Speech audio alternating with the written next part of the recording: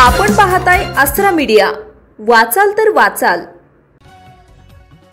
भाजपचा अजून एक नगरसेवक बिनविरोध। आज पावेतो एकूण 8 नगरसेवक झाले बिनविरोध। 2 दिवसांपूर्वी दोंडाईचा नगर परिषदेच्या अर्ज छाननी प्रक्रियेच्या दिवशी धुळे जिल्ह्याचे पालकमंत्री जयकुमार रावल यांच्या मातोश्री नयनकुवरताई रावल यांच्यासह इतर 7 नगरसेवक हे बिनविरोध झाले। त्यात आजची दुसरी मोठी बातमी म्हणजे भाजपचा अजून एक नगरसेवक आज बिनविरोध झालेला आहे। दोंडाईचा नगर परिषदेच्या निवडणुकीत प्रभाग क्रमांक 5 मधून राखीबाई रवींद्र उपाध्ये यांनी राष्ट्रवादी शरदचंद्र पवार गट या पक्षाकडून उमेदवारी केली होती।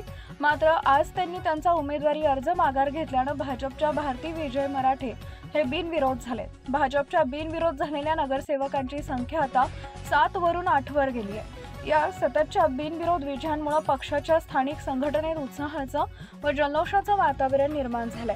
आता उद्या दिनांक 21 नोव्हेंबर शुक्रवार हा माघारी शेवटचा दिवस असून शेवटच्या दिवशी अजून किती इच्छुक नगरसेवक माघारी घेतात याकडे दोंडाईचा शहरासह संपूर्ण शिंदखेड तालुक्याचं लक्ष लागून आहे।